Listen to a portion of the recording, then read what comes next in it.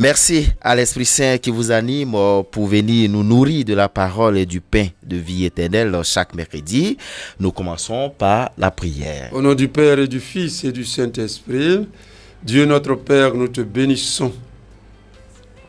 Dans le Christ et par lui, tu nous as révélé le mystère de ta grâce et de ton salut.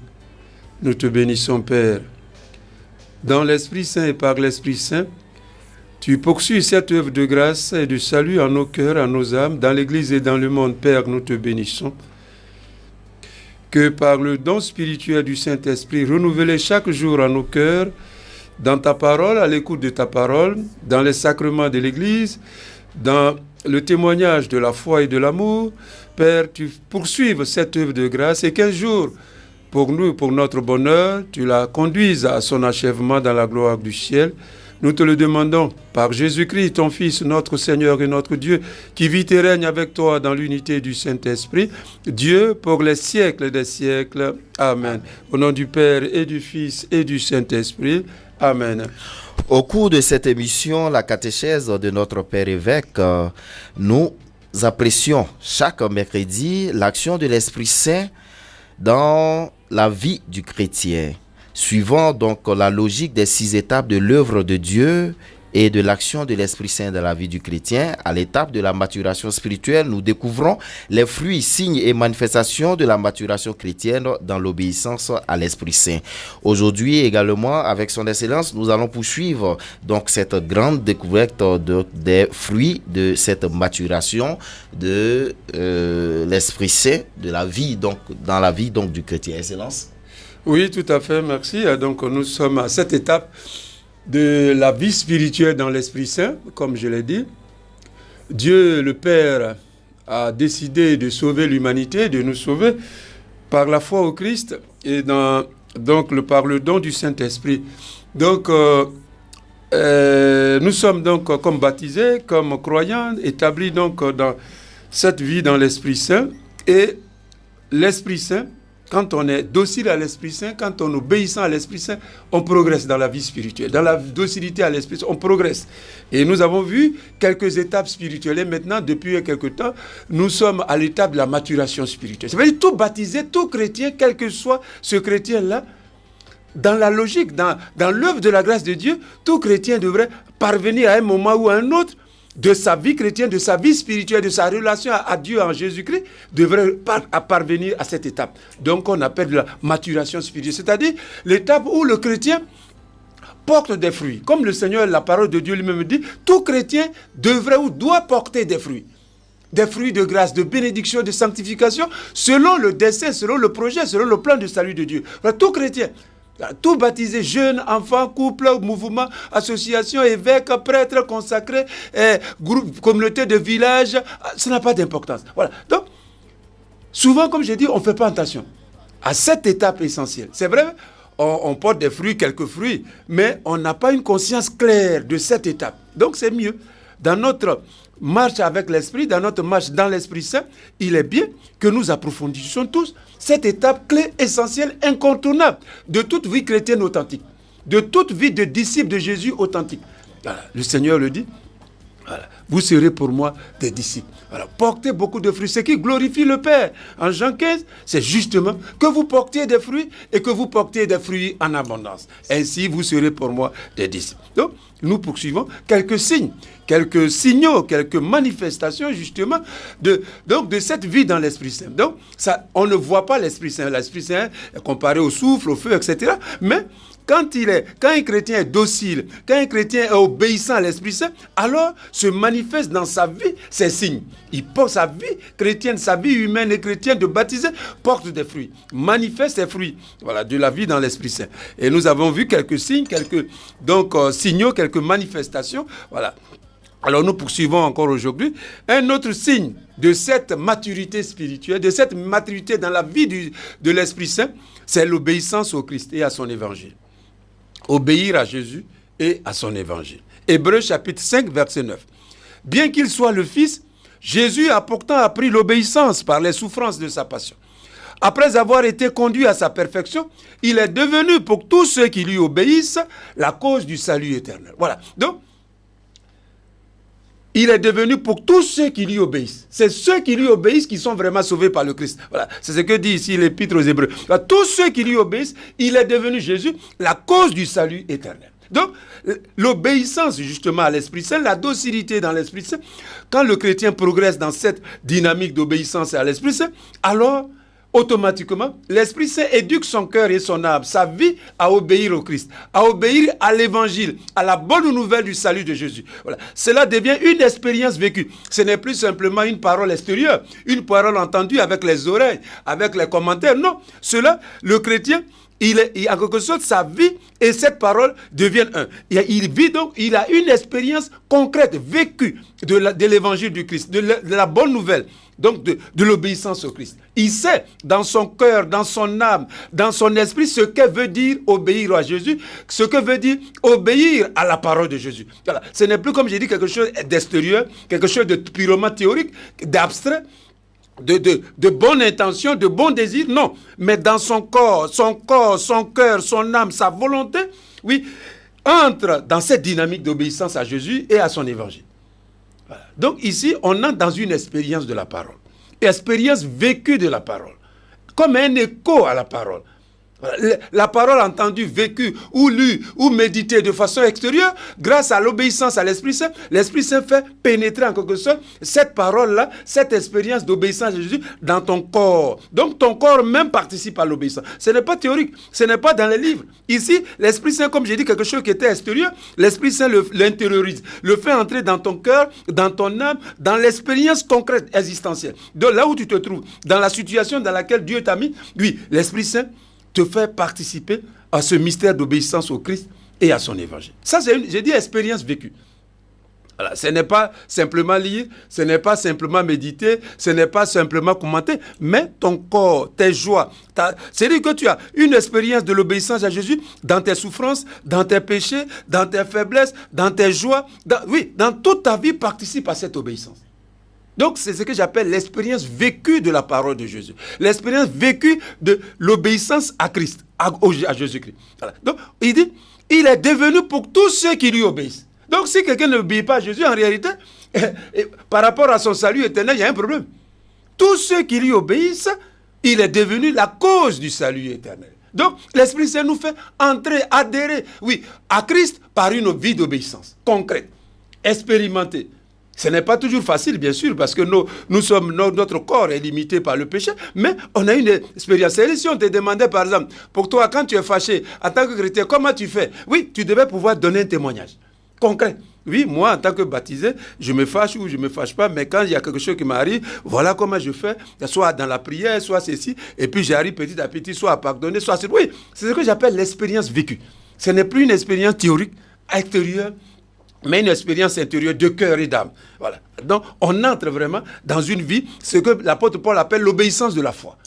L'obéissance de la foi. Le cœur adhère, s'attache à Jésus dans une vie d'obéissance et s'attache à sa parole dans une vie d'obéissance. Donc, c'est un des fruits de la maturité spirituelle d'un baptisé, d'un croyant, d'un membre de l'Église. Voilà. Le sens d'avoir une expérience vécue de l'obéissance à Christ, une obéissance à sa parole, c'est un signe de maturité. Sinon, comme j'ai dit, on est extérieur. On peut venir à l'église, on peut chanter, on peut danser dans des groupes et tout ça, mais personnellement, l'expérience personnelle d'obéissance au cœur, à Jésus, à l'évangile peut être très loin. C'est pour ça que c'est un signe de maturité. Mais c'est l'obéissance à l'esprit qui le donne. Voilà, ce n'est pas catch, ce n'est pas les plus gros ou simplement les plus courageux. Non, c'est l'obéissance à l'esprit, c'est la docilité à l'esprit qui fait entrer notre pauvre cœur, limité, pécheresse, tout ce que vous voulez, dans cette dynamique, dans cet horizon de l'obéissance à Christ et à son évangile. Ça, c'est l'Esprit Saint qui donne. C'est la force, c'est la puissance du Saint-Esprit. Voilà, c'est pour ça que Jésus dit encore à Actes chapitre 1, verset 8, vous allez recevoir une force, celle du Saint-Esprit, et vous serez mes témoins. Voilà, c'est dans et par la puissance du Saint-Esprit, c'est dans et par la puissance de l'obéissance à l'Esprit Saint que l'Esprit Saint nous fait entrer notre cœur dans cette logique du salut éternel qui est obéissance à Christ, qui est expérience vécue, concrète, pratique de la parole de Jésus, de l'évangile du Christ, de la bonne nouvelle du salut du Christ. Ça, c'est ça, on peut lire aussi Jean 14, 15, où Jésus dit, si vous m'aimez, vous obéirez à mes commandements. Jean 14, 15. Si vous m'aimez, vous obéirez à mes commandements. Voilà. Si vous m'aimez, vous obéirez à mes commandements. Donc l'obéissance au commandement, à la parole de Jésus, c'est un signe de maturité. Tous les saints, tous les baptisés, tous ceux qui ont grandi, c'est ça. On parvient, si on obéit à l'esprit, petit à petit, j'ai dit, c'est pas simplement par bonne volonté. Sinon, nous tous, on a la bonne volonté. Qui ne veut pas obéir à Jésus, qui ne veut pas être sauvé, nous tous, on a la bonne volonté. Voilà, donc ici, grâce à l'esprit, on dépasse cette étape de la pure bonne volonté et on a donc, si vous m'aimez, vous obéirez à mes commandements. L'obéissance au commandement de Jésus. Prendre la parole de Jésus devient quelque chose de sérieux et même quelque chose de vital dans ta vie, comme quelque chose de fondamental. Voilà. Quelque chose qui participe au renouvellement de ta vie, de ton existence. Comme j'ai dit, dans ta joie, dans tes difficultés, dans tout ce qui est ta vie, ce n'est pas un côté. Ce n'est pas seulement quand tu es content ou quand tu es heureux. Non, toute ta vie, même ta mort, doit devenir obéissance à Jésus. Tu seras sauvé. La cause du salut éternel, le critère, la condition, c'est l'obéissance à Jésus et à son évangile. Condition et critère essentiel pour être sauvé éternellement. C'est ça que l'Hébreu dit. Donc, lui-même dit, Jésus, Jean 14, 15, si vous m'aimez, vous obéirez à ma commande. Et ça, c'est comme j'ai dit une fois, ça s'impose à nous tous, qu'on soit évêque, qu'on soit prêtre, qu'on soit laïc, ça n'a pas d'importance. Voilà, c'est pas que moi je suis évêque, donc moi je suis déjà arrivé, et puis pour moi, non, je suis concerné. Je suis concerné, comme vous. Voilà. Donc, l'obéissance à Jésus, à sa parole, à ses commandements, c'est un grand signe de maturité. Bien sûr, nous progressons, nous méritons. C'est pas qu'un jour, tu vas le faire. Il y a toujours le péché. Mais l'expérience, tu as maintenant, comme je l'ai dit, une expérience concrète. Là, ça devient sérieux dans ta vie, ça devient important. Ça ne devient pas quelque chose de théorique, quelque chose d'extérieur à ta vie. Même chose, 1 Jean, chapitre 2, versets 3 à 6. Voici comment nous pouvons savoir que nous connaissons Jésus-Christ, c'est en obéissant à ses commandements. Donc 1 Jean chapitre 2 verset 3 à 6. Voilà. Voici comment nous pouvons savoir que nous connaissons Jésus-Christ, c'est en obéissant à ses commandements. Celui qui dit, je le connais, mais qui n'obéit pas à ses commandements est un menteur. La vérité n'est pas en lui. Par contre, en celui qui obéit fidèlement à sa parole, l'amour de Dieu atteint vraiment sa perfection. Voilà comment nous pouvons reconnaître que nous sommes unis à Jésus-Christ. Celui qui déclare demeurer en lui doit marcher lui-même dans la voie où Jésus a marché. Et quelle est cette voie? C'est la voie de l'obéissance. On dit, bien qu'il soit le Fils, le Christ a obéi. Alors, la condition, la conséquence plutôt, c'est que nous qui croyons en lui, nous entrions dans cette même logique du salut, qui est le salut par obéissance, l'obéissance de la foi. Et cela, comme je l'ai dit, revient à tous, prêtres, évêques, laïcs, mariés, couples, célibataires, enfants, jeunes, vieillards, peu importe. Si tu es sur la voie du salut, si tu obéis à l'Esprit Saint te fait entrer automatiquement, ton cœur et ton âme, dans cette expérience vécue, concrète, oui, de l'obéissance à Christ, de l'obéissance à sa parole, de l'obéissance à ses commandements. Donc ça, c'est un grand signe de maturité spirituelle dans la vie de tous. Dans la vie de tous. Donc, la parole de Jésus illumine désormais toute ta vie. Voilà. Tu tiens compte de ça pour décider, pour faire tes choix. Voilà. Ce n'est plus simplement quelque chose de banal. Non, la parole de Jésus, la volonté du Seigneur, le mystère du Christ vient illuminer, comme éclairer, voilà, et en même temps te guider. Voilà. Donc, ça c'est important, c'est dans toutes nos situations. Un autre signe important de la maturité spirituelle, donc dans la vie, dans l'Esprit Saint, pour tout baptisé, pour tout croyant, c'est le discernement du bien et du mal. Discerner entre le bien et le mal, c'est pas facile, hein? Qu'on soit baptisé ou pas, c'est une question de cœur.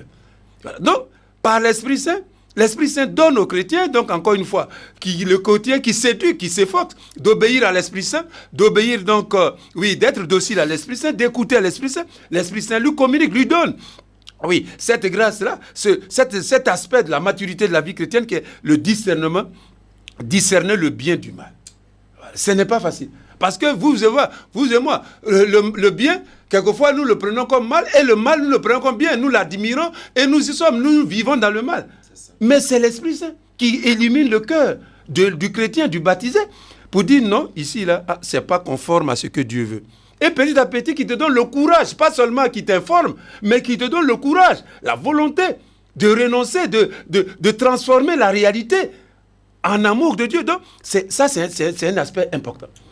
Parce que notre cœur, notre pauvre cœur, mélange les choses, les situations. Voilà. Hébreux chapitre 5, versets 12 à 14. Hébreux 5, 12, 14 qui dit « Vous devriez être depuis longtemps des maîtres et vous avez de nouveau besoin qu'on vous enseigne les tout premiers éléments de la parole de Dieu. Vous en êtes arrivés au point d'avoir besoin de lait au lieu de la nourriture solide. Celui qui a encore besoin de lait n'est qu'un bébé. Il ne peut donc ni accepter ni faire la volonté de Dieu. Au contraire, les croyants qui, par la pratique, ont les sens exercés à discerner le bien du mal, sont devenus des adultes et prennent ainsi de la nourriture solide. Discerner, selon la volonté de Dieu, selon la parole de Dieu, le bien du mal. Ce n'est pas facile.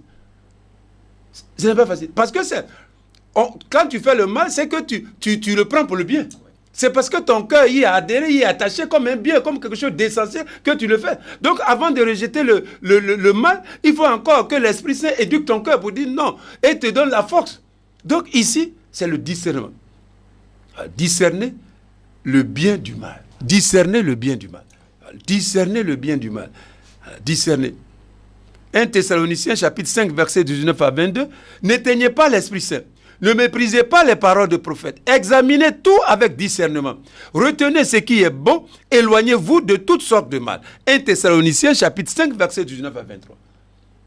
Donc, les choses, le bien et le mal, souvent dans nos vies, dans nos corps, sont comme entremêlés, sont comme mélangés. Et il n'est pas toujours facile, clairement, de distinguer, de voir, surtout d'avoir le courage de choisir, de dire, comme ça c'est bien, j'y adhère, je suis attaché.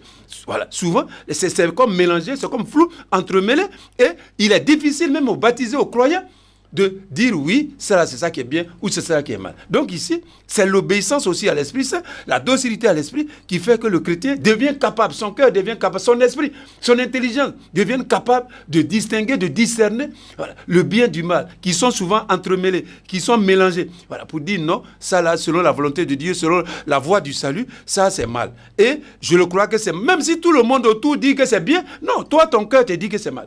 Oui. Ce n'est pas forcément, ici, c'est on dit discerner, ce n'est pas forcément ce que tout le monde dit qui est dedans. Tout le monde peut dire que non, c'est ça qui est bien. Mais par rapport à la voie du salut, par rapport à la parole de Dieu, par rapport à la volonté de Dieu, ça peut être mauvais. Donc au moins, même si autour, tout le monde dit oui, mais ton cœur, lui, il dit non, ça là, c'est ça qui est, c'est vrai, tout le monde dit que c'est bien, mais en réalité, c'est ça qui est mauvais. Voilà. Donc c'est ça le discernement. Ça commence dans le cœur, dans l'esprit, dans l'intelligence, dans la pensée. Voilà. Et ensuite, l'attachement. Voilà. Quand maintenant tu as su que c'est un bien, tu dois prier pour que ton cœur s'y attache et après le courage d'accomplir. Donc le discerner.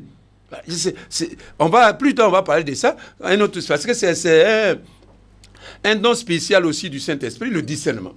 Voilà. Le discernement est un don spirituel de l'esprit. Voilà. Ce n'est pas purement intellectuel, c'est quelque chose du cœur de l'esprit où Dieu, par l'Esprit Saint, te donne cette lumière intérieure pour décrypter, pour analyser, pour interpréter les choses par rapport au plan de salut de Dieu, au dessein de salut de Dieu manifesté à le Christ, mais ensuite s'y attacher et surtout accomplir cela. Donc ce n'est pas toujours facile. Et c'est pour ça qu'il nous est tous difficile de faire toujours le bien, parce que le mal souvent se présente comme le bien et le bien se présente comme mal. Voilà. Donc ça, c'est aussi un signe de maturité, la capacité spirituelle intérieure du cœur et d'esprit de discerner et de reconnaître et de choisir, de décider, le courage d'accomplir ce qui est conforme à Dieu en se séparant. C'est un signe de maturité. Mais continuons.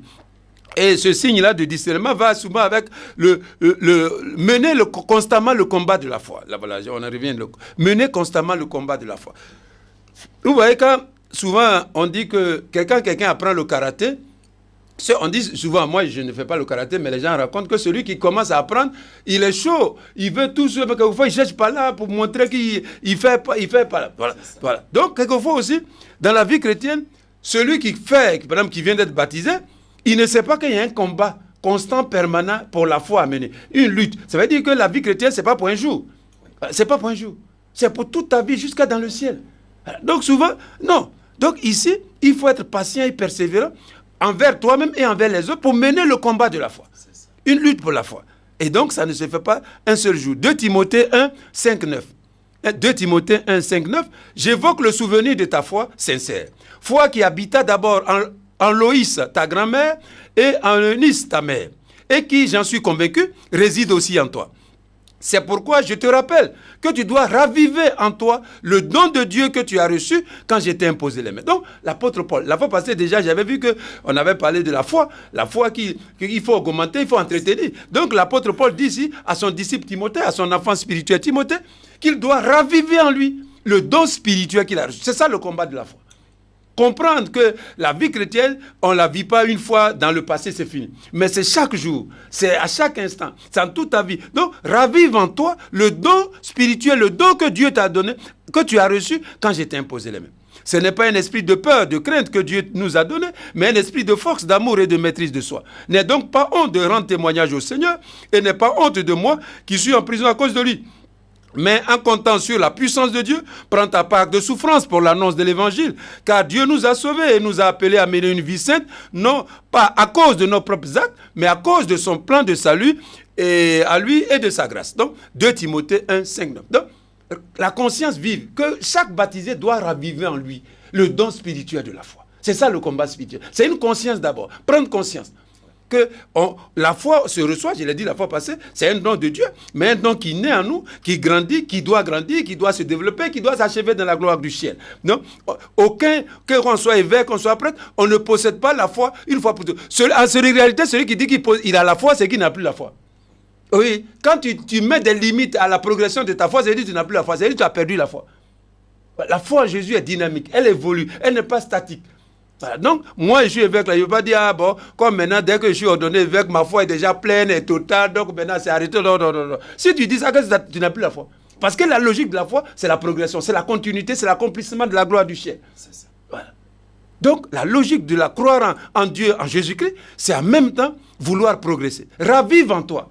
Ravive en toi. Voilà, comme dit l'apôtre. Il a lui dit, mais c'est bien maintenant, tu as fini, tu es arrivé. Non. Ravive en toi. Il y a encore du chemin qui te reste à parcourir. Ne t'arrête pas. N'abandonne pas, ne démissionne pas. Progresse, continue, fais encore. Voilà la logique du salut de Dieu dans le Christ, et dans la vie nouvelle dans l'Esprit Saint. Ravive en toi. Donc c'est cette conscience, quand le baptisé, le chrétien, le disciple a cette conscience qui n'est jamais arrivée, qui n'est pas encore au bout de la marche spirituelle dans l'Esprit, il est dans le combat spirituel. Voilà. C'est le fond du combat spirituel. Alors, quand on voit combat, on pense d'abord à Bok, non, c'est cette logique, c'est cette énergie. Que non, en fait, je ne suis pas encore arrivé. Voilà. Rappelez-vous, dans l'autre passage de l'apôtre Paul, où ce qu'on chante là, je saisis pas le Christ Jésus, je cours tout droit vers le but. Pour lui, j'ai tout sacrifié, car pour moi, il s'est livré. Oui, Saint Paul dit, oui, oubliant le passé, tendu vers l'avenir. Voilà la logique, l'énergie spirituelle d'une vraie foi, d'une vie vraie de foi, d'obéissance à l'Esprit dans le Christ. C'est toujours qu'il me manque encore des choses. Je ne suis pas encore au bout. Je ne suis pas encore arrivé. Chaque jour, je dois me battre. Je dois me débattre. Dans les péchés, dans les joies. Non, je marche toujours. Confiant en la bonté de Dieu, en la miséricorde de Dieu. Je continue la marche. Je ne m'arrête pas. Je ne démissionne pas. Quoi qu'il arrive et quoi qu'il en coûte, je suis prêt à continuer. C'est ça le sens du combat spirituel. Oui. Ravive en toi. Ravive en toi le don de Dieu que Dieu t'a donné. Donc, c'est cette conscience-là qui est le combat spirituel. Sinon, à un moment, on lit, comme j'ai dit la fois passée, l'expérience de Dieu à quelque chose. On dit non, nous, il y a longtemps, on est chrétiens, on a été baptisés en 1830. Voilà, on se satisfait. Voilà, il y a beaucoup de chrétiens qui se satisfont de leur foi, de leur vie de foi. Ils sont contents d'eux-mêmes déjà. Non, ça c'est dangereux pour un croyant. Non. Il faut dire comme les apôtres, Seigneur, augmente en nous la foi. Je ne crois pas encore suffisamment. Il me manque encore beaucoup de chemin à faire. Seigneur, viens à mon secours. Envoie l'Esprit Saint. Oui, ça c'est la logique d'une vraie foi. Authentique, sincère. Toujours prêt à se remettre en cause. Ravive en moi, Seigneur. Que je ne m'arrête pas, que je ne démissionne pas. Oui, aucun chrétien, je dis aucun baptisé dans l'église n'a déjà la foi complète. Parce que ce n'est pas la logique du salut de Dieu. Ce n'est pas la logique. C'est un processus. Il est dynamique, il continue, il progresse, il s'accomplit un jour avec la grâce de Dieu et s'achève dans la gloire du ciel. Donc, pour le moment, c'est ça, ravive en toi. Donc, chaque baptisé, chaque croyant, à la suite des apôtres, doit savoir qu'il a toujours quelque chose, entre guillemets, à ajouter à sa foi. Sa foi a toujours quelque chose à acquérir de nouveau pour se parfaire, pour continuer, pour être authentique. Chaque baptisé, chaque croyant, qui, comme j'ai dit, qu'il soit évêque, ça n'a pas d'importance. Chaque matin, chaque jour, c'est un travail, c'est une responsabilité spirituelle que l'Esprit Saint nous confie. Avec l'Esprit Saint, nous devons raviver en nous le don spirituel, le don du salut, le don de la grâce que Dieu nous a donné par le Christ dans l'Esprit Saint. Donc, c'est ça le combat. Avoir ça, avoir conscience de ça, oui, on mène le combat. C'est-à-dire, on ne s'arrête pas. On ne démissionne pas. Quoi qu'il arrive, on continue la marche.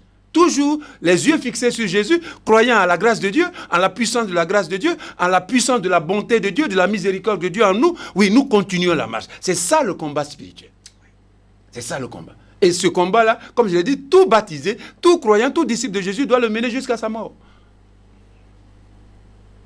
Hébreux chapitre 6, versets 11 à 12. Nous désirons que chacun de vous montre la même ardeur à porter l'espérance qui est en lui à son épanouissement jusqu'à la fin. Voilà.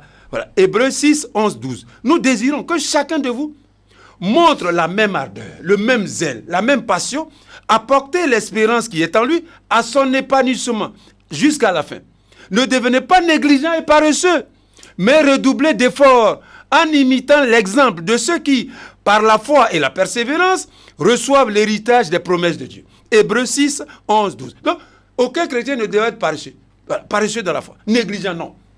Parce qu'il doit raviver en lui. Il dit, voilà, portez l'espérance qui est en vous, l'espérance de la gloire du ciel qui est en vous, jusqu'à son épanouissement et jusqu'à la fin. Il a dit, il ne faut pas commencer, il faut terminer. Qu'est-ce qui a commencé puis tu ne finis pas? C'est ce que l'Hébreux chapitre 6, verset 11 dit. C'est ça le combat. Ne devenez pas négligents et paresseux. Mais au contraire, ravivez en vous. Redoublez d'efforts, dit-il. Redoublez d'efforts. Vous avez déjà fait des efforts, mais faites encore plus.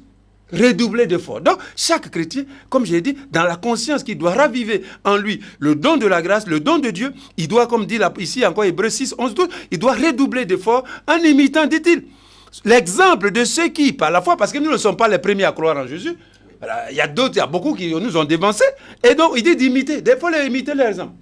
Voilà. Imiter les exemples. Par la foi et la persévérance reçoivent déjà l'héritage des promesses de Dieu. On doit les imiter. Eux, ils ont déjà obtenu les réalisations des promesses de Dieu et nous devons suivre leur truc. C'est ça le combat spirituel. Encore, on peut lire 2 Timothée 2, 4, 6.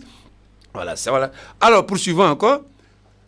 Et tout ça, ça va ensemble. Un autre signe important de la maturité spirituelle, de la maturité de baptiser dans la vie, dans l'Esprit Saint, c'est à quoi? C'est acquérir progressivement une pensée, une mentalité, une sagesse et un style de vie inspiré par l'Esprit. Voilà. Un style de vie inspiré par l'Esprit.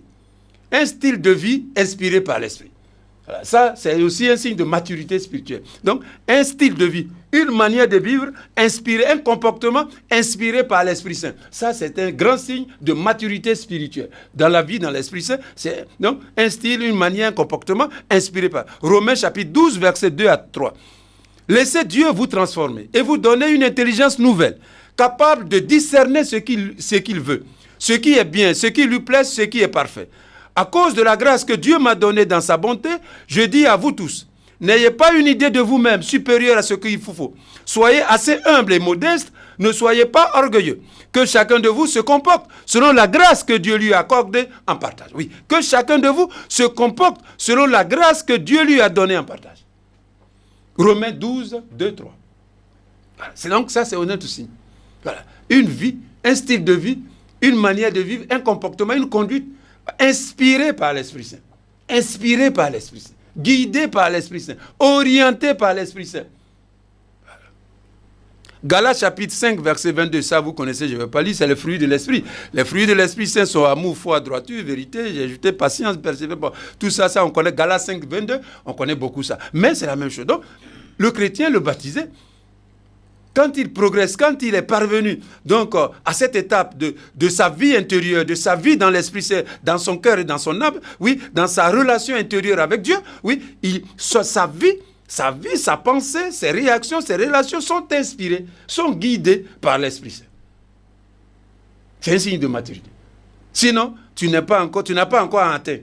Quand tu n'as pas cette conscience d'abord vive, qu'en réalité, toute ta vie, si tu es marié, ta vie là, doit devenir inspirée, ta vie de marié là, chrétien, doit être inspirée par l'Esprit Saint. Si tu es célibataire, ta vie de célibataire chrétien doit être inspirée, le rythme, la manière de vivre, de te comporter comme célibataire, ça doit être inspiré par l'Esprit Saint. Si tu es évêque, c'est la même chose. Tu dois être un évêque dont la vie, dont le ministère est inspiré par l'Esprit Saint et guidé, éclairé par l'Esprit Saint. Oui, c'est ça. C'est un signe de maturité spirituelle.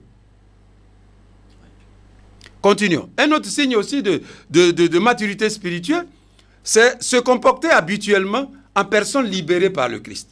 Se comporter habituellement, voilà, en personne libérée par le Christ. Personne libérée par le Christ. Galates chapitre 5, verset 1. Le Christ nous a libérés pour que nous soyons vraiment libres. Alors, tenez bon et ne vous laissez pas de nouveau réduire en esclavage par des chaînes. Le Christ nous a libérés. Il nous a libérés, dit l'apôtre Paul. Il nous a libérés. Il nous a sauvés par sa mort, par sa résurrection, par l'envoi du Saint-Esprit. Nous sommes des femmes et des hommes libérés, dans le cœur, dans l'âme et dans la vie. Et donc le combat ici aussi, c'est de vivre en femme et en homme, en chrétien, en baptisé, libéré par le Christ. Il ne faut pas montrer que le Christ n'a pas encore libéré. Voilà. Donc, se comporter et vivre, avoir conscience que j'ai été libéré par le Christ. Et être dans l'obéissance à l'Esprit Saint, dans la docilité à l'Esprit Saint, me maintenir, me conserver en moi la grâce de cette libération dans le Christ. Galates 5, 1 Pierre 1, 17, 22, 1 Pierre 1, 17, 22.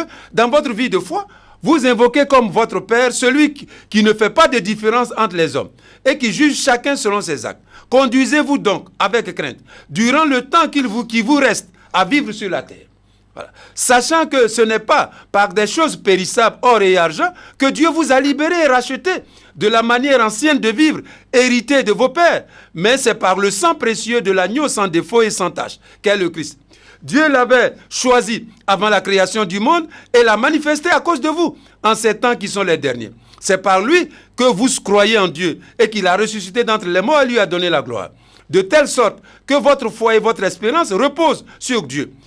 Vous vous êtes purifiés en obéissant à la vérité. Par conséquent, vivez un amour fraternel sans hypocrisie. Donc, ici, c'est justement le chrétien, l'Esprit Saint, fait prendre conscience intérieurement au chrétien, au baptisé, qu'il est une femme et un homme libérés par le Christ.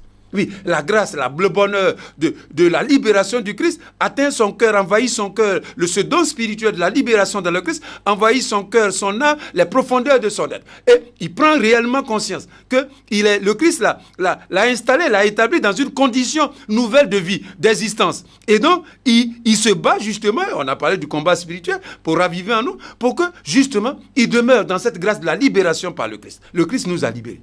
Voilà. Cette grâce-là envahit l'âme et le cœur et les profondeurs de l'être du croyant. Le Christ t'a libéré. Le Christ m'a libéré. S'il m'a libéré, alors il dit, soyez vraiment libres. Soyez vraiment des gens libres.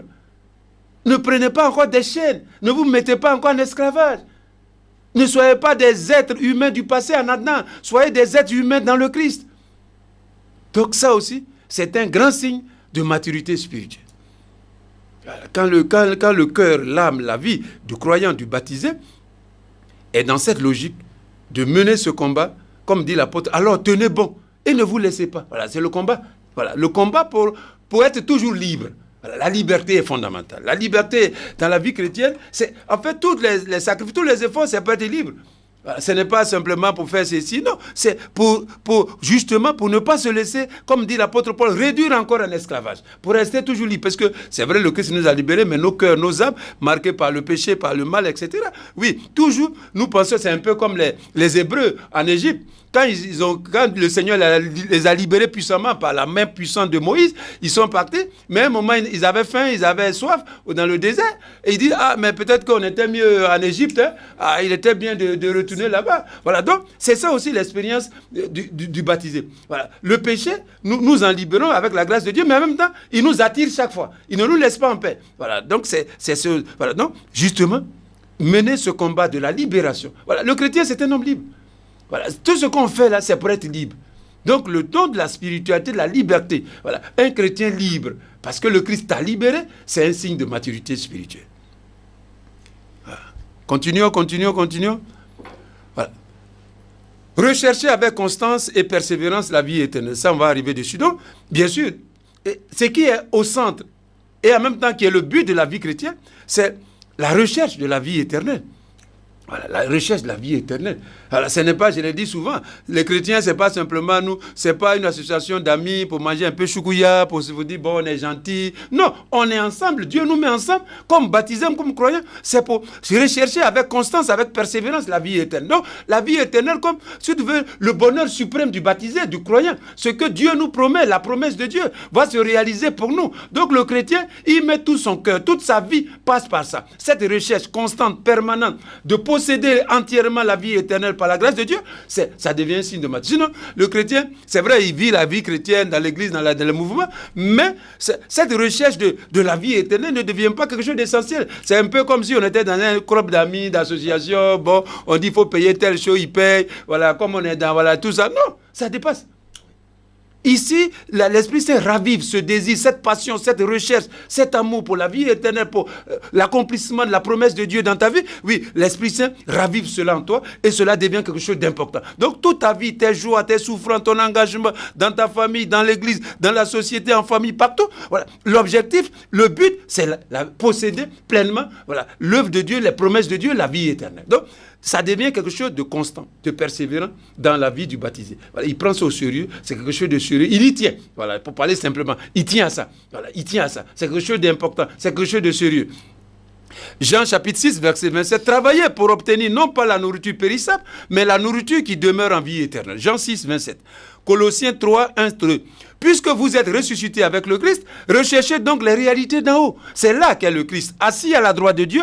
Préoccupez-vous de ce qui est au ciel et non de ce qui est sur la terre. Colossiens 3, 1, 2. Donc, vous voyez bien ici. Voilà. Quand le chrétien commence l'itinéraire spirituel, comme j'ai dit, il peut faire les choses de Dieu, mais il peut confondre la communauté, le groupe, avec des groupes qu'il a dans la société. C'est-à-dire, trouver la chose seulement sur la dimension humaine, relations humaines. Le côté transcendant, le côté de vie éternelle est là, certes, mais il n'est pas au premier plan. Mais petit à petit, par l'obéissance à l'Esprit Saint, par la docilité à l'Esprit Saint, cela prend plus d'importance, plus de place dans sa vie chrétienne, de baptisé, de croyant. Voilà. Persévérer, rechercher, continuer, parce qu'il prend conscience que ce que Dieu donne, c'est ça qui est le bonheur suprême. C'est vrai, ce que je donne est important, mais ce que Dieu va me donner, ce que Dieu me promet, voilà. Donc, il met toute sa confiance dans la réalisation des promesses de Dieu pour lui-même, dans l'Église et dans le monde. Ça devient quelque chose d'essentiel, d'important. Un autre aspect important de la maturité spirituelle, du baptisé, du croyant, c'est que le chrétien, dans l'obéissance à l'Esprit Saint, dans la docilité à l'Esprit Saint, il accomplit bien son devoir d'État et il assume ses responsabilités. Voilà, son travail. Il fait bien son travail. Un chrétien qui ne fait pas bien son travail, c'est un signe qu'il n'a pas encore atteint l'étape de la maturité spirituelle. Oui. Oui. Le travail qui est pour toi, si tu es médecin, si tu es politicien, si tu es évêque, si tu es prêtre, si tu es commerçant, si tu es chauffeur, si tu es quoi encore, tout ce que vous pouvez imaginer, un chrétien qui ne fait pas bien son devoir d'État, ou si tu es papa, ou si tu es maman, ou si tu es enfant, celui qui ne fait pas bien son travail d'État, son devoir d'État, et qui ne sait pas bien assumer ses propres responsabilités, il n'a pas encore atteint cette étape de la maturité spirituelle. Oui. Oui. Beaucoup ne savent pas ça. Ils pensent que c'est bien d'aller à l'église, de taper les tam-tams matin et soir. Mais ça ne suffit pas. L'Esprit Saint, si tu obéis à l'Esprit Saint, l'Esprit va te renvoyer. Si tu es papa là, est-ce que tes enfants mangent à la maison? Est-ce que tu ne prends pas l'argent pour aller boire là-bas dans quelque part? Et puis les enfants à la maison aussi, ils n'ont rien. Et la femme souvent, elle souffre ici. Si tu vas à l'église et puis... Non, tu n'es pas mieux. Tu peux aller à l'église, tu peux chanter. Mais si tu n'assumes pas bien ton devoir d'État et tes responsabilités au plan humain, au plan social, au plan ecclésial, non, tu n'as pas encore vraiment atteint, oui, le stade de la maturité spirituelle. C'est ainsi un grand signe de la maturité spirituelle te manque.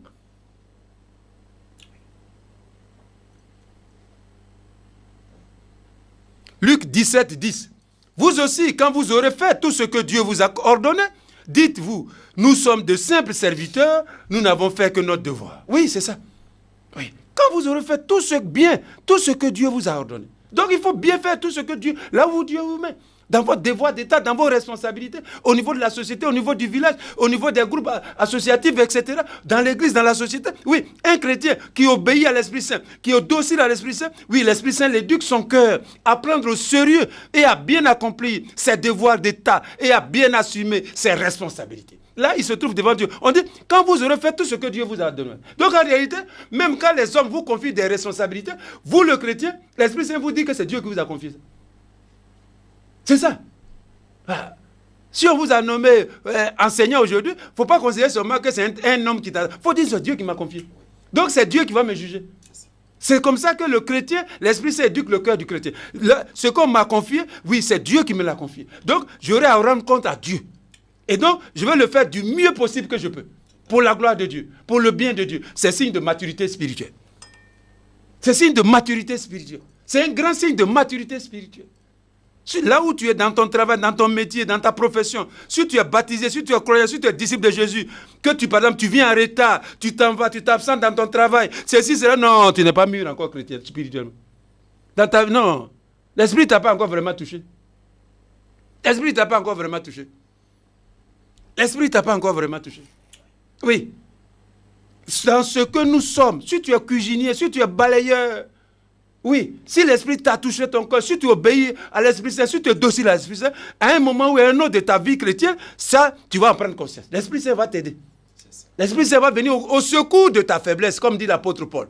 C'est l'Esprit Saint qui vient au secours de notre faiblesse. Il va venir pour te dire, non, ce travail-là, c'est vrai, c'est pour gagner un peu d'argent, c'est quelqu'un qui l'a mis là, mais ça dépasse ça. C'est ton travail, tes responsabilités, tu participes à la réalisation du projet de salut de Dieu. Ça te dépasse, un grand projet de Dieu éternel, tu y participes grâce à ta petite responsabilité là.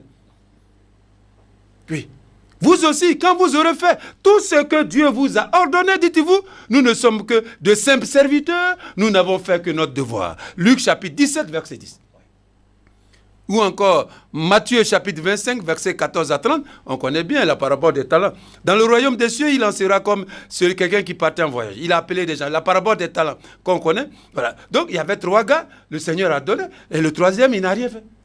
Voilà. Donc, il faut bien faire. Donc, parabole des talents, Matthieu 25, 14, 30. On ne va pas lire ça, vous allez lire pour voir. Donc, ici, c'est important. C'est un autre moment solennel important de la vie spirituelle, de la trajectoire spirituelle. Voilà. C'est un autre fruit important spirituel, un fruit clé, essentiel, fondamental dans l'expérience chrétienne de Dieu. Dans le Christ, par l'Esprit Saint, c'est un moment important. Voilà. Ma responsabilité, mon travail, mais à la maison, en famille, en société, au travail, à l'église, ce n'est plus simplement des hommes qui me le confient, sont confiés par Dieu. Sont confiés par Dieu. Et donc, je dois le faire pour plaire à Christ. Parce que le Christ va me juger. Donc, c'est un moment solennel. C'est un moment important. C'est un moment important. Pour le baptisé, pour le croyant, pour le disciple. Comme j'ai dit, qu'on soit évêque, prêtre, laïque, tout peu importe. Mais ici, c'est un autre moment, un signe, un effet, une manifestation de la maturité spirituelle du baptisé, du croyant. Quand il prend au sérieux, avec gravité, mais devant Dieu, son travail, sa responsabilité, et quand il se bat pour faire ça bien, pour que Dieu soit content de lui, pour que ça plaise à Dieu, pour glorifier Dieu dans son travail, il est mûr. C'est un chrétien mûr. C'est un baptisé mûr. C'est un baptisé mûr. C'est un croyant mûr. C'est un disciple mûr. Il est dans cette dynamique de la maturité spirituelle. C'est un grand signe. Voilà. Comment tu considères ta responsabilité? Comment tu vis cette responsabilité? Comment tu l'accomplis? Comment tu la réalises?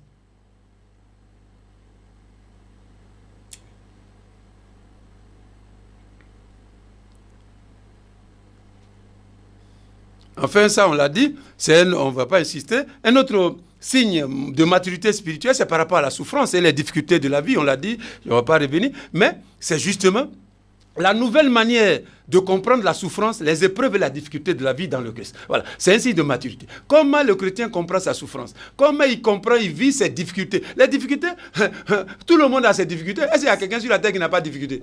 Est-ce qu'il y a quelqu'un qui n'a jamais souffert? S'il n'est pas là, il n'a qu'à lever la main, je le vois. Voilà, donc tout le monde. Mais le chrétien, c'est quand justement, quand il obéit à l'Esprit Saint, quand il est docile à l'Esprit Saint lui fait comprendre, interpréter sa souffrance, ses difficultés, ses épreuves par rapport au mystère du Christ. Donc il a une nouvelle compréhension. Ça aussi, c'est signe de maturité spirituelle. Sinon, tu renvoies tout aux sorciers, ou tu accuses tout le monde, ou tu es ci, cela. Non, ça, c'est pas signe de maturité chrétienne. Voilà, tu es chrétien, mais tu n'es pas encore mûr, quoi. Comme quand on est bébé, après on doit grandir. On ne va pas dire que tu es mauvais, mais tu n'es pas encore arrivé à ce niveau. Voilà, tu n'es pas encore arrivé. Sinon, on ne dit pas que tu es mauvais chrétien, mais tu dois encore grandir. Voilà, donc la souffrance, les difficultés, les épreuves, c'est un moment clé pour voir si un chrétien est adulte. Comment il vit sa souffrance? Comment il vit les difficultés qui lui arrivent? On se dit non, lui là, l'Esprit Saint en lui. Parce que si l'Esprit Saint en toi, il y a une manière. Et puis si l'Esprit Saint, tu n'es pas obéissant à l'Esprit Saint, il y a aussi une manière de vivre la souffrance, les difficultés, les problèmes qui t'arrivent dans chaque jour. 2 Timothée 2, 8, 1, vous allez lire, vous allez voir. Mais j'ai dit, on a déjà beaucoup parlé de ça. Mais 2 Timothée 2, 8, 1, voilà, vous allez voir, voilà, l'apôtre Paul, ce qu'il dit lui-même. Ensuite, un autre signe de la maturité spirituelle, c'est justement travailler à ta propre sanctification dans l'attente du retour de Jésus. Voilà, on l'a déjà dit, la vie éternelle. Donc, le chrétien, je l'ai dit, dans une marche, dans une dynamique. Il ne s'arrête pas, il ne démissionne pas. Il dit non, il ne dit pas suffisamment que je connais Jésus, que je connais Dieu, que je suis évêque, donc c'est fini, que c'est terminé. Non, non, non, c'est ça qu'on veut dire ici. Il est toujours, intérieurement, spirituellement, il est toujours dans la marche. Il continue. Il y a la dynamique, il entretient. Il ne s'arrête pas, il ne met pas de limites, il continue. Voilà, c'est ça que je veux dire ici. Voilà, c'est un signe de maturité. Voilà. Mais on dit non, non. Par exemple, moi je suis évêque. On dit bon, il y a des légionnaires qui prient. On dit Monseigneur, viens, dis le chapelet à les légionnaires. Tu dis non, moi je suis évêque, je ne fais plus chapelet. Voilà, ça c'est ce que je vais dire ici. Voilà. Il n'y a pas de limite. Et ça, c'est l'Esprit Saint qui met ça dans le cœur du chrétien, du croyant. Il doit toujours progresser, tout peut l'aider, tout doit l'aider, et il continue. Donc, poursuivre sa propre sanctification dans l'espérance, dans l'attente du retour du Seigneur Jésus. Donc, 2 Corinthiens, chapitre 7, verset 1, 1 Thessaloniciens, chapitre 5, verset 23. Puisque nous avons reçu toutes les promesses de Dieu, mais bien aimés, purifions-nous de toute souillure du corps et de l'esprit, achevons de nous sanctifier dans la crainte de Dieu. Achevons de nous sanctifier. Ça a commencé, ça se continue, mais ce n'est pas encore achevé. Donc, il ne faut pas t'arrêter, il ne faut pas démissionner. Il ne faut pas dire non, moi je suis assez grand, que moi je connais l'affaire de Dieu, moi je suis trop parti déjà à l'église, que moi c'est ci, que moi non, là tu es périmé. Si tu dis ça, c'est que tu es périmé. Tu n'es plus actuel, tu n'es plus aujourd'hui. Dès que tu dis ça, c'est que tu es périmé. Ah oui. Dans la vie de foi, on ne dit jamais ça. Ah oui. Donc, 1 Thessaloniciens 5, 23, 24, que Dieu, source de la paix, vous sanctifie totalement. Qu'il garde tout votre être, c'est-à-dire votre esprit, votre âme et votre corps, irréprochable pour le jour où viendra le Seigneur Jésus-Christ. Celui qui vous appelle accomplira cela car il est fidèle. 1 Thessaloniciens 5. Donc, comme je l'ai dit, le chrétien est toujours dans son cœur dynamique. Il est en marche, il est en route spirituellement. Il obéit à l'esprit, il continue, il refait, il recommence, il continue. Oui, on ne s'arrête jamais. Oui, tu ne dois jamais dans ton cœur d'attendant mettre de limites dans ta marche spirituelle. Sur la voie du salut, nous devons toujours continuer, progresser, en croyant à la bonté de Dieu, à la miséricorde de Dieu. Jamais renoncer, jamais arrêter, intérieurement, spirituellement, dans l'obéissance à l'Esprit Saint. Voilà donc quelques fruits importants de cette étape de l'obéissance à l'esprit qu'on appelle la maturation spirituelle. Oui, tout chrétien doit porter des fruits, beaucoup de fruits, pour la gloire de Dieu, pour sa propre sanctification, pour le salut du monde, pour l'édification de la communauté chrétienne. Oui, un croyant qui ne porte pas de fruits, il n'est pas encore mûr. Il a encore beaucoup d'étapes à faire. Mais c'est pas que c'est quelques fruits, j'ai donné quelques, on ne peut pas tout donner, pour que le chrétien lui-même, il voit, et puis il voit aussi pour aider les autres. Oui, c'est un moment clé. Alors, dit Jésus, vous serez pour moi des disciples. Oui, c'est l'étape clé. Quand on commence à porter des fruits, fruits de grâce, de bénédiction, de vie chrétienne, de mature, on devient adulte dans la foi. Voilà, je l'ai dit la fois passée, ici cette maturité c'est pas lié à l'âge biologique. Voilà, c'est pas parce que tu es plus vieux que tu as ça ou que tu es plus jeune. Non, c'est pas comme ça. Parce que Dieu donne ses grâces à qui il veut, quand il veut, comme il veut, où il veut. Voilà, prenons Jérémie à l'exemple de Sainte Thérèse de l'Enfant Jésus, elle était jeune, elle a eu des grâces mystiques. Et puis deuxième critère, voilà, pour atteindre cette maturité, c'est le degré d'obéissance d'un chrétien à l'Esprit Saint. Voilà. Donc, si vous obéissez plus que moi à l'Esprit Saint, vous serez plus mûr dans l'expérience de la vie chrétienne que moi qui suis évêque. Voilà. Je l'ai dit, il ne faut pas comparer les responsabilités dans l'église pour dire, parce que lui, il est évêque, donc pour lui, il est déjà arrivé, et puis lui, comme il est enfant de cœur, lui, il est encore petit. Non, c'est pas comme ça. Les choses de Dieu, il ne faut pas aller prendre ça comme au niveau humain pour analyser, non. D'abord, ça dépend de Dieu. Dieu donne ses grâces à qui il veut, quand il veut, où il veut, comme il veut. Et deuxièmement, ça dépend du degré de l'obéissance d'un baptisé, d'un croyant à l'Esprit Saint. La docilité à l'Esprit Saint. Plus tu es docile à l'Esprit Saint, et plus tu atteins plus vite, moins tu obéis à l'Esprit Saint, que tu sois évêque, prêtre, voilà, tu n'es pas encore mis. Ouais. Alors, continuons. Alors, voilà les 5 étapes que nous avons vues, et nous avons vu la 6e étape, voilà, c'est l'achèvement. Voilà, donc on a vu déjà 5. Voilà, achèvement. Donc, l'achèvement, voilà, de l'œuvre de Dieu et de l'action, voilà, de l'Esprit Saint dans la vie du chrétien. Donc, tout ça a commencé, continuation, voilà, progression, croissance, maturation spirituelle, et on parvient maintenant à l'achèvement spirituel. L'achèvement spirituel de l'œuvre de Dieu, de l'œuvre de la grâce de Dieu, de ce que Dieu a commencé. Oui, il faut savoir ça. Avant d'emprunter une voie, une route, il faut savoir la destination. Il faut savoir où tu vas. Il faut savoir où tu vas. Et donc, où Dieu veut-il nous amener? Voilà, c'est ça qui est l'achèvement. Achèvement de ce que Dieu lui-même a commencé et qu'il veut achever. Philippiens 1,6, on l'a dit, je suis certain, dit l'apôtre de ceci, Dieu qui a commencé en vous cette œuvre bonne, la continuera jusqu'à son achèvement au jour où viendra le Seigneur Jésus. Philippiens 1,6. Dieu a commencé, il veut achever. Alors, si les 5 premières étapes spirituelles du processus de la grâce de Dieu, de l'œuvre de Dieu dans la vie du chrétien par l'obéissance à l'Esprit Saint, à savoir le commencement spirituel, la continuation spirituelle, la progression spirituelle, la croissance spirituelle et la maturation spirituelle se déroulent sur la terre, ça veut dire que ces 5 étapes, c'est sur la terre. C'est ça. Vécu donc dans la communauté chrétienne et dans la société. C'est pour la terre. Mais cette 6e étape, ce qui est l'étape de l'achèvement spirituel, elle n'est pas pour ici. Tout à fait. Voilà, elle n'est pas pour ici. Voilà, c'est ce que je veux dire. Elle n'est pas possible. Cette étape-là, de l'accomplissement et de l'achèvement spirituel du projet de Dieu, du dessein de Dieu, du plan du salut de Dieu dans le Christ, oui, cette étape essentielle, clé, se déroulera dans la patrie céleste, à l'heure de la plénitude du royaume des cieux, le jour où le Seigneur Jésus viendra dans la gloire à la fin des temps. Donc, cette étape-là, solennelle, du processus de Dieu, du salut de Dieu, de l'œuvre de la grâce et de l'obéissance à l'Esprit Saint, ce sera à la fin. Alors, justement, cette étape de l'achèvement, essayons de l'approfondir. Donc, je l'ai dit, dans la patrie céleste, donc, cette étape de l'achèvement, de l'accomplissement, du couronnement de l'œuvre de la grâce de Dieu, par l'obéissance dans l'Esprit Saint, par le Christ, s'accomplira dans la patrie céleste, dans le royaume des cieux. Et donc, la patrie céleste ou le royaume des cieux constitue la destinée céleste et éternelle du chrétien dans l'Esprit Saint. Voilà. Où l'Esprit Saint nous conduit-il? Quand on obéit à l'Esprit Saint, où tu vas? Où va ta vie? C'est ce que je veux dire ici. Donc, destinée céleste et éternelle du chrétien dans l'Esprit Saint. Quand le chrétien est dans l'Esprit Saint, quand il obéit à l'Esprit Saint, quand il est docile à l'Esprit Saint, où l'Esprit le conduit. L'Esprit le conduit, le but, la destination, c'est la patrie céleste, c'est le royaume des cieux. Donc, cet achèvement spirituel, cet accomplissement, cet achèvement auront lieu dans la patrie céleste, dans le royaume des cieux.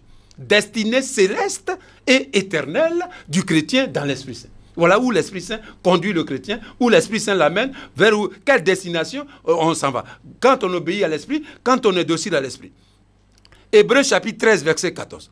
La patrie que nous avons ici-bas n'est pas définitive. Nous recherchons la patrie qui doit venir. Hébreux 13, 14. Voilà où l'Esprit Saint nous mène. Voilà ce que l'Esprit Saint nous révèle. Dans notre cœur, dans notre âme et dans notre vie, c'est ça. Cette patrie céleste, ce royaume de Dieu, royaume spirituel, c'est ça. Hébreux 13, 14. Ou encore Colossiens chapitre 1, verset 3 à 6. Nous rendons grâce à Dieu, le Père de notre Seigneur Jésus-Christ, en priant pour vous à tout instant. Nous avons entendu parler de votre foi dans le Christ Jésus et de l'amour que vous avez pour tous les fidèles dans l'espérance de ce qui vous attend au ciel. Oui, dans l'espérance. Nous avons entendu parler de votre foi dans le Christ et de l'amour que vous avez pour tous les fidèles. C'est sur la terre. Mais dans l'espérance de ce qui vous attend au ciel. Vous en avez déjà reçu l'annonce par la parole de vérité, la bonne nouvelle qui est parvenue jusqu'à vous. Elle qui porte du fruit et progresse dans le monde entier. Vous voyez encore? La parole de Dieu qui porte du fruit.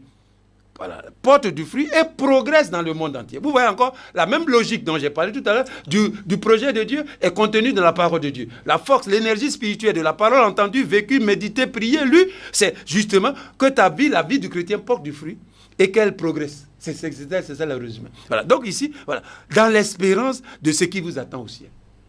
L'espérance de ce qui vous attend au ciel. Voilà, l'espérance. Ou encore Matthieu 6, 33, cherchez d'abord le royaume de Dieu et sa justice. Cherchez d'abord le royaume de Dieu et sa justice. Voilà, cherchez d'abord le royaume de Dieu et sa justice. Donc, ouais, le but, la finalité, la destinée céleste et éternelle. Donc le chrétien, il est à la fois un citoyen de la terre, d'un pays, d'un lieu, mais en même temps, il est citoyen déjà du ciel. Mais ça, on dit par l'annonce de la foi, de la parole. Tu connais ça, tu es déjà, mais pleinement, entièrement, ce sera au-delà de la terre, au-delà de l'histoire, au-delà de ce monde, quand tu seras parti de cette terre. Donc, voilà. Donc, Matthieu 6, 33, cherchez d'abord le royaume de Dieu. Et ça, Matthieu 25, 34, venez les bénis de mon Père, recevez en héritage le royaume préparé pour vous depuis la création. Luc 12, 32, votre Père a trouvé bon de vous donner le royaume. Voilà. Donc, la destinée, le chrétien ne doit jamais, dès que le chrétien oublie sa destinée, cette destinée donc céleste et éternelle, sa vie chrétienne devient floue. Oui. La vie chrétienne devient floue. Il y a comme nuage. Parce que si tu ne sais plus où tu vas, qu'est-ce qui arrive? Mais tu ne veux pas savoir le chemin qui va t'amener là-bas. Il faut savoir où tu vas. Quand tu sais là, c'est facile maintenant de chercher la route et le car ou les moyens qui vont t'y conduire. Donc, dès que le chrétien, il y a comme des nuées, des brouillards, il n'y a pas beaucoup de visibilité sur la destination finale, sur l'objectif, sur la finalité de sa vie chrétienne, de son engagement dans l'église et dans la société. Non, sa vie chrétienne se brouille, se perd. Se perd.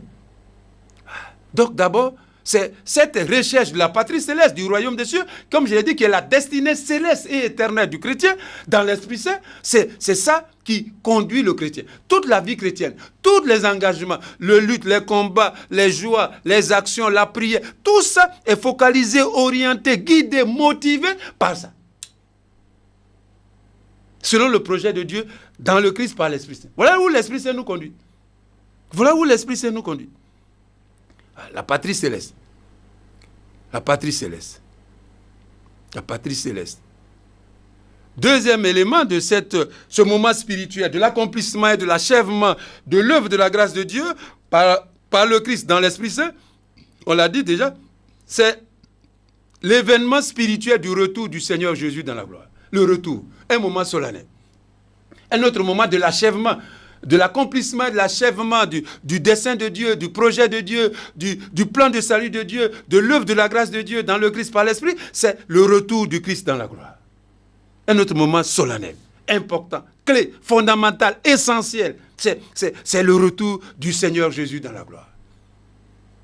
Voilà. Ça, c'est un autre moment. C'est de la vie dans l'Esprit. L'Esprit, rappelez-vous, à sa naissance, dans le sein de la Vierge Marie, l'Esprit Saint a encore été descendu sur lui. Oui, ce moment-là aussi, cette finale-là aussi, sera un moment solennel de la manifestation puissante du Saint-Esprit. Oui. Voilà. L'Esprit Saint, l'ange a dit à Marie, oui, il viendra, la puissance du Très-Haut descendra sur vous. Oui, ce moment-là aussi, à cet moment, à cet événement, oui, la puissance de l'Esprit Saint aussi se manifestera définitivement, totalement, pleinement. Oui, la puissance du Saint-Esprit se manifestera lorsque le Seigneur viendra. Matthieu 16, 27. Le Fils de l'homme viendra avec ses anges dans la gloire de son Père. Matthieu 16, 27. Ou encore Matthieu 25, 31. Quand le Fils de l'homme viendra dans sa gloire et tous les anges avec lui, alors il siégera sur son trône de gloire. Philippiens 1, 6, je l'ai dit. Déjà, je ne vais pas lire ça encore. Et Thessaloniciens, je l'ai dit. Donc, voilà. Bon, Philippiens 1, 6, je suis certain de ceci. Dieu qui a commencé en vous son œuvre bonne, la continuera jusqu'à son achèvement au jour où viendra le Seigneur Jésus. Le jour où viendra le Seigneur Jésus. Voilà. Ou encore, même chose, 1 Thessaloniciens 20, 23, 24, c'est la même chose. Donc, deuxième moment de cette manifestation définitive, pleine, totale du Saint-Esprit, là où l'Esprit Saint nous conduit, voilà, cette marche dans l'Esprit, cette trajectoire du plan de salut de Dieu, oui, sa finale, son fin, c'est ça. Le retour du Seigneur Jésus dans la gloire. Le retour du Seigneur Jésus dans la gloire. Moment solennel, moment capital. Vous voyez déjà la description même quand on donne donc la parole de Dieu, vous voyez que ce sera un moment solennel. Ce sera encore un moment solennel dans l'Esprit Saint. Par la puissance de l'Esprit Saint, une autre fusion exceptionnelle du Saint-Esprit se manifestera en ce moment-là. Oui, voilà la destination. Voilà là où l'Esprit Saint conduit chaque baptisé, chaque croyant, toute l'Église et tout le monde entier, la création tout entière. Oui, avec le retour, oui, du Seigneur Jésus. Le mystère humain s'accomplira, s'achèvera dans le mystère de Dieu par le Christ et de l'Esprit Saint. Oui, voilà, un autre moment solennel, un moment de gloire. On va s'arrêter là aujourd'hui. Gloire au Père et au Fils et au Saint-Esprit, comme il était au commencement, maintenant et toujours, dans les siècles des siècles. Amen. Au nom du Père et du Fils et du Saint-Esprit. Amen. Viens, Esprit Saint.